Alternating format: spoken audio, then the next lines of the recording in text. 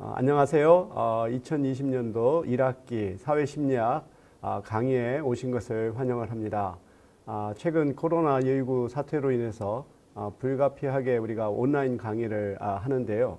2주 동안은 우리가 이 녹화된 사회심리학 강의를 여러분이 시청을 하시고, 그리고 수업 시간에는 우리가 실시간 그 강의 방식으로 진행을 해서 여러분이 마치 그 플립트 러닝 식으로 수업 전에 미리 이 강의를 듣고 학습을 한 후 정규 수업 시간에는 함께 우리가 토론하는 그런 방식으로 진행을 하겠습니다. 그래서 오늘 처음으로 우리가 사회심리학을 소개하는 강의를 진행을 하도록 하겠습니다. 우선 그 구체적인 주제로 넘어가기 전에 이번 학기에 사회심리학을 강의하는 저를 소개하도록 하겠습니다. 저는 고려대학교 사회학과를 졸업을 하고 미국 시카고 대학교 사회학과에서 석사와 박사 그 학위를 취득하고 1992년부터 95년까지 미국의 그 캘리포니아 주립대 산타바바라 캠퍼스에서 아시안 아메리칸 학과의 조교수로 가르치다가 95년부터 고려대학교 사회학과 교수로 재직 중에 있습니다. 제가 전공하는 분야는 이 사회심리학, 그리고 사회 갈등, 국제 이주, 이민 정책, 재외 한인 연구를 하고 있습니다. 그래서 그 주로 이렇게 이주라든지 소수자 그런 연구를 진행을 하고 있습니다. 그러면 우리가 사회심리학을 소개하면서 저는 이 시대에 묻는 사회심리학적인 질문들을 제기하는 방식으로 진행을 할까 합니다. 첫 번째 질문은 개인은 항상 합리적이고 이성적으로 판단하고 행동하는가? 저는 이 질문에 대한 하나의 그 구체적인 사례로 최근 우리나라뿐만 아니라 전 세계를 패닉 상태로 몰아넣은 코로나19 사태를 사례로 한번 들어서 설명을 할까 합니다. 이 코로나 사태에서 나타나는 사람들의 어떤 극도의 불안감, 또 경계심, 혐오, 이런 것들을 바라볼 때 정말로 우리 인간이 항상 합리적이고 이성적인 존재인가 라고 하는 것에 대한 근본적인 질문을 하죠. 이와 같은 사회심리학적인 질문은 인간은 항상 합리적이고 이성적이다라고 생각하는 그런 기존의 통념, 특히 이제 경제학적인 이론이 기초하고 있는 것에 완전히 상치되는 거라고 볼 수 있겠죠. 그리고 두 번째 질문은 이 디지털 네트워크 시대에서 무한한 정보를 자유롭게 수집하고 교환할 수 있게 되었는데 사람들의 인식과 행동은 과거보다 합리적이고 민주적이 되었는가라고 하는 질문입니다. 과거에는 이 지식과 정보라고 하는 것이 소수의 엘리트들만이 독점을 하고 그와 같은 그 지식 권력을 가지고 대중들을 지배했다고 볼 수 있어요. 하지만 이제는 누구나 지식과 정보를 인터넷을 통해서 수집하고 또 유튜브를 통해서 생산하고 또 SNS를 통해서 공유하는 시대가 되었습니다. 그렇다고 해서 우리가 과거보다 훨씬 더 합리적이고 이성적이 되었는가? 그렇지 않다라고 하는 사례를 최근에 이렇게 확산되고 있는 가짜 뉴스를 통해서 볼 수 있죠. 아무런 근거 없이 만들어진 가짜 뉴스가 사람들을 정말로 흥분시키고 증오하게 만드는 이런 것들을 바라볼 때 오히려 과거보다 그 합리적이고 민주적이 됐다라고 믿을 수 없게 만드는 요인이라고 볼 수 있겠습니다. 세 번째로는 개인적으로는 도덕적이고 관용적인 개인들이 집단을 이루게 되면 왜 비도덕적이고 폭력적이 될까라고 하는 질문입니다. 이 질문에 대한 답을 그 미국의 신학자인 그 라인홀드 니부어라고 하는 그 학자가 도덕적 인간과 비도덕적 사회라고 하는 책을 써서 설명을 했습니다. 보면 개인 수준에서는 상당히 민주적이고 도덕적인 사람들이 하나의 집단을 이루게 되면 훨씬 더 폭력적인 그리고 비도덕적인 하나의 집단으로 변하는 것을 우리는 뭐 최근 사태를 통해서도 확인할 수가 있습니다. 그리고 네 번째로는 전 세계에 확산되고 있는 이민자,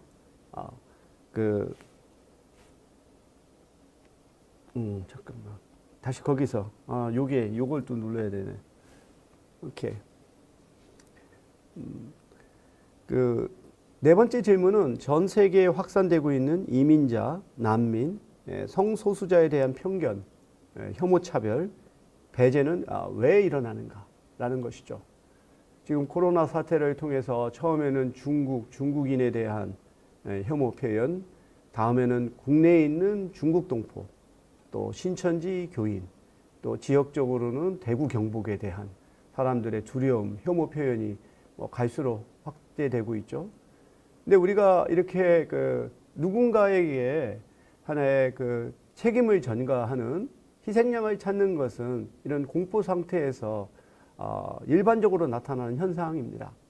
근데 여기서 우리가 굉장히 주의해야 될 것은 가해자가 피해자가 될 수 있고 또 피해자가 또 가해자가 될 수 있다는 거죠. 이 바이러스에는 국경이 없다고 하죠. 또 국적이 없다고 그럽니다.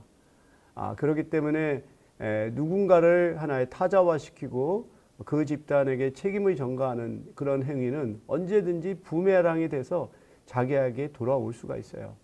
우리가 중국인에 대한 하나의 책임을 묻고 혐오 표현을 하는데 외국에 나가면 중국인과 한국인이 구별이 안 되고 동양인에 대한 혐오 표현으로 이렇게 발전할 수가 있는 것이죠. 그래서 캐롤린 MK라고 하는 여성 학자가 혐오 사회라고 하는 책을 최근에 펼쳤는데 바로 이러한 코로나 사태가 일어나기 이전부터 유럽을 비롯해서 전 세계에서 퍼지는 다양한 형태의 소수자들에 대한 다수자들의 혐오의 문제를 제기하고 있습니다. 다섯 번째 질문은 여전히 우리 사회에서 중요한 화두이면서 키워드라고 할 수 있는 세대의 문제죠. 과거 1960년대부터 그다음에 80년대까지 우리 한국 사회에 굉장히 고성장을 이뤘죠. 그 시대에 태어나서 또 한국 사회의 경제 발전의 주역이 되고 또 혜택을 받았던 세대가 우리가 베이비붐 세대라고 볼 수 있어요. 이 베이비붐 세대는 그들의 가치관을 저는 성취지향적이다라고 봅니다. 그래서 뭔가 열심히 노력하고 근검절약하고 그러면은 더 나은 미래가 있을 수 있다라고 하는 하면 된다라고 하는 가치관, 그리고 물질주의 가치관이 굉장히 팽배하죠. 반면 그들의 자녀 세대를 우리가 에코 세대 또는 밀레니엄 세대라고 부르거든요. 근데 밀레니엄 세대가 지금 현재 살고 있는 한국 사회는 경제 성장률이 2%, 3%에 못 미치는 저성장 사회죠. 그래서 열심히 일한다고 미래가 보장될 수 없는 그런 사회가 되었습니다. 이러한 사회를 살아가는 젊은 세대는 불확실한 미래를 위해서 어떤 장기간의 투자를 하기보다 현재 누릴 수 있는 확실한 행복을 추구하려고 하는 이런 가치관을 갖게 되었죠. 그리고 이들은 부모 세대보다 훨씬 더 환경이라든가 사회적 공헌이라든가 와 같은 탈물질주의 가치관을 더욱더 중요하게 여기는 그런 세대라고 볼 수 있습니다. 이러한 서로 다른 가치관을 가진 두 세대가 지금 공존하고 있는 이 상황에서 또 세대 간의 갈등, 이런 문제도 발생할 수 있습니다. 마지막으로 다인종, 다민족, 다문화 사회에서 서로 다른 출신 배경과 가치를 가진 사람들은 어떻게 공존할 수 있는가라고 하는 질문입니다. 지금 우리 한국에는 외국인이 한 260만 명을 돌파를 해서 전체 한국 인구의 5%가 이러한 이주 배경을 가진 사람들로 구성되어 있어서 명실공히 다문화 사회로 진입했다고 볼 수 있습니다. 과거 우리나라는 혈통이나 민족이나 문화가 동질적인 사람들로 구성되어 있는 이런 동질성에 기초한 사회적인 연대가 중요했는데 이제는 혈통과 문화가 다른 이질적인 사람들로 구성된 사회에서 더 이상 동질성에 근거한 사회 통합은 불가능해졌다.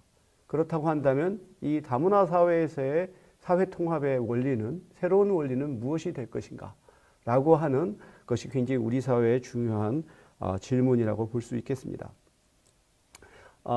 이와 같은 질문을 통해서 대략 사회심리학이 어떤 것인가를 제가 설명을 했는데요. 좀 더 이걸 구체적으로 정의를 하자면 사회심리학은 개인의 심리가 그의 고유하고 독특한 특성이라기보다 그가 속한 사회문화적 환경에서 형성된 정형화된 산물, 그 패턴 프로덕트라고 하는 관점을 취한다는 겁니다.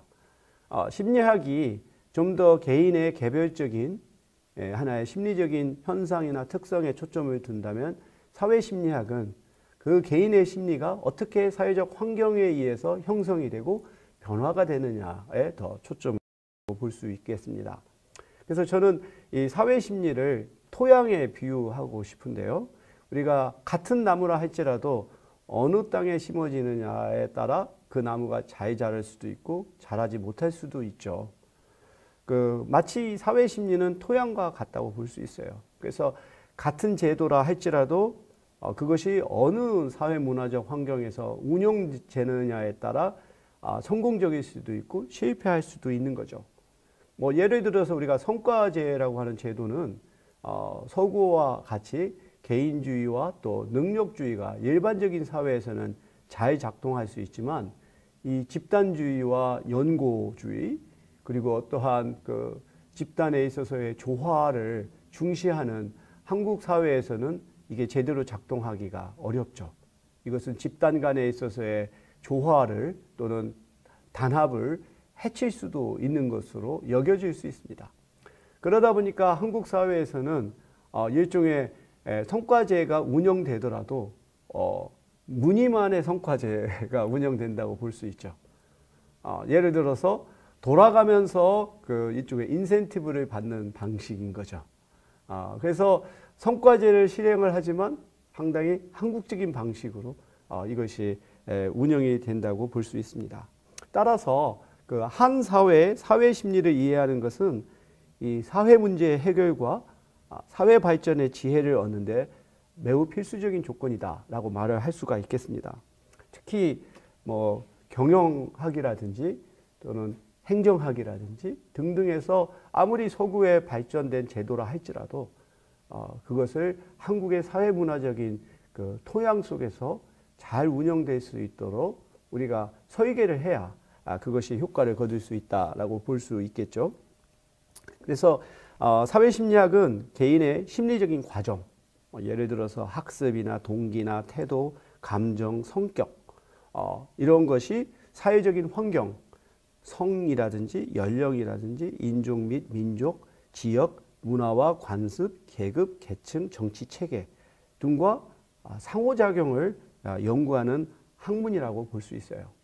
그래서 결국은 사회심리학은 개인, 그 다음에 환경, 그리고 그들 간의 상호작용, 이거 세 가지 키워드를 우리가 중심으로 설명한다라고 이해하면 좋겠고, 또한 이 분석의 단위가 개인 수준이라기보다 집단 수준에서의 사회심리에 더 초점을 맞춘다라고 하는 거죠.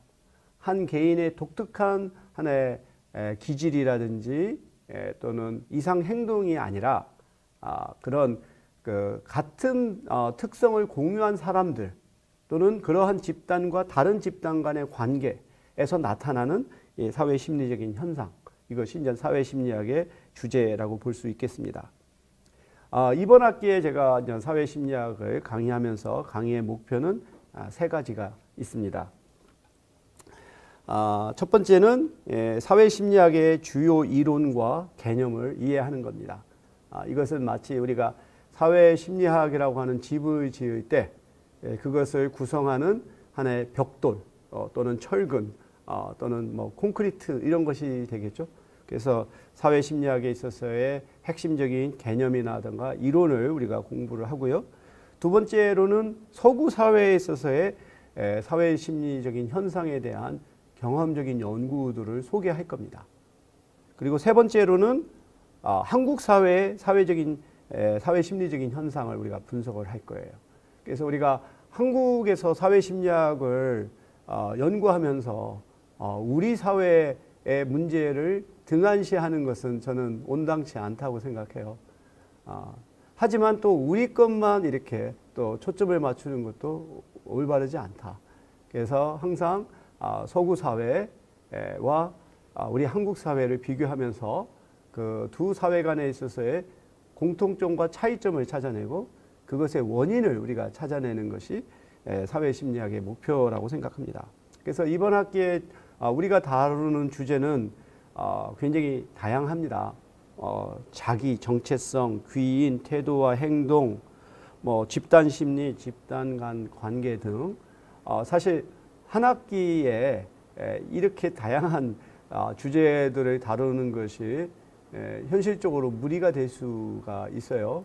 하지만 저는 이 학부에서의 이 사회심리학 수업은 여러분들을 사회심리학이라고 하는 세계, 저는 그걸 원더랜드라고 부르고 싶은데 이 원더랜드로 여러분을 일종의 가이드하는 그러한 시간이라고 생각하고 여러분들이 대략 어떠한 개념들과 이론들이 있는지 그리고 사회심리학을 우리가 어떻게 연구해야 되는지를 이해하고 그거에 기초해서 여러분들이 보다 핵심 또 심화적인 그 수업을 들어서 학습을 하면 좋을 거라고 생각합니다.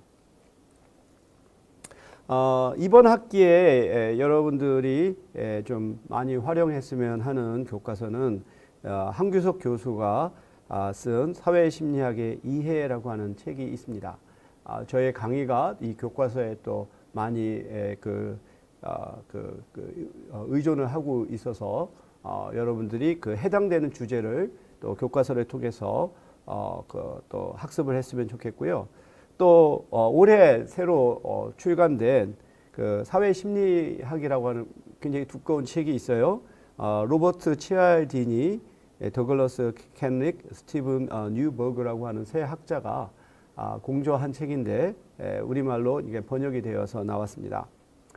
이 로버트 치알디니라고 하는 학자는 이 설득의 전문가로 알려져 있어요. 그래서 이 세 분이 쓴 이 사회심리학의 책은 굉장히 구체적인 하나의 예를 들어서 굉장히 쉽게 설명하는 책으로서 또 가장 최근에 나온 또 책이기도 해서 여러분이 참고 도서로 살펴보았으면 좋겠고, 그리고 또한 여러분이 요즘 시대에 특히 젊은 세대가 책을 많이 안 읽는 경향이 있는데 지금 제가 고려대학교 출판문화원장을 맡고 있습니다. 그래서 책을 만들고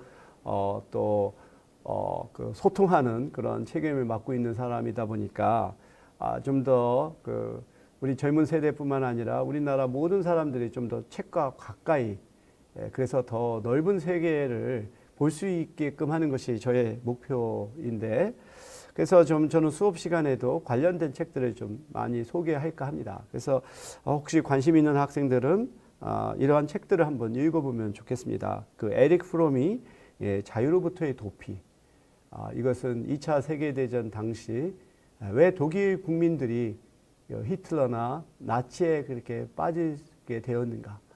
그래서 600만 명이나 달하는 유대인들이 학살을 당하게 됐는데 왜 일반적인 사람들이 그거에 동조했을까? 앞서 말했던 것처럼 왜 도덕적인 인간들이 하나의 집단이 되면 비도덕적이 될 것인가? 거기에 대해서 에릭 프롬은 결국은 이 자유에는 책임이 따르는데 사람들이 책임을 회피하고 권위에 복종하기 때문에 이런 현상이 나타나는 것으로 설명합니다. 저는 그와 같은 설명은 21세기 현재에도 여전히 유효하다고 생각하거든요. 저는 그것을 이제 일종의 민주주의로부터의 도피로 설명을 하고 있습니다. 그리고 또한 리처드 니스벳의 그 생각의 지도라고 하는 책이 있는데요. 이것은 서양과 동양의 사람들의 사고의 차이를 설명하는 아주 흥미롭고 유익한 책입니다. 그리고 앞서 소개했었던 그 라인홀드 니버의 도덕적 인간과 비도덕적 사회, 그리고 또 캐롤린 엠케의 혐오 사회, 이런 것들 여러분들이 좀 읽으시면 보다 더 깊고 폭넓은 사회 심리학적인 식견을 가질 수 있을 거라고 생각을 합니다. 그리고 이번 학기의 사회 심리학의 일종의 학점의 구성은 중간고사 그리고 기말고사가 각각 40%, 그리고 기말 리포트가 15%, 그리고 출석이 5%에 의해서 결정이 됩니다. 지금 제가 또 이번 학기에 대학원에서도 사회심리학 연습이라고 하는 과목을 가르치는데 이제 대학원은 좀 더 다른 구성을 가지겠지만 이 기말 리포트의 경우는 학부 수업에서는 이 사회심리학과 관련된 주제에 대해서 PPT 슬라이드를 만드는 것으로 이제 요청을 할까 합니다. 뭐 학생들이 리포트를 쓸 수도 있지만 오히려 PPT를 통해서 좀 더 다른 데서 그냥 카피해서 페이스트를 하는 그러한 형태의 리포트가 아니라 이 PPT를 통해서 자신이 갖고 있는 좀 더 개인적인 또 중요한 이슈를 풀어가는 방식으로도 저는 충분하다는 생각이 들어요. 그래서 이 PPT를 통해서 자기가 관심 있는 사회심리학적인 주제를 선정을 해서 이 리포트를 작성하면 되겠습니다. 그래서 제가 모델 리포트를 또 올려서 여러분들이 그걸 참고해서 만들면 되겠고, 대학원 수업의 경우에서는 A4로 한 15페이지에 달하는 이 리포트를 작성하는 것이 과제입니다. 그리고 출석 체크는 이 블랙보드라든지 또는 별도의 앱을 통해서 우리가 출석 체크하는 방식을 생각하고 있습니다. 앞서 말했던 것처럼 우리가 이 KUOCW로 이렇게 녹화된 강의를 여러분이 미리 보시고, 그리고 그 수업 시간에는 우리가 실시간으로 여러분이 블랙보드에 들어오셔서 또 질문도 하시고 토론도 하시고 하는 방식으로 우리가 수업을 진행을 하겠습니다.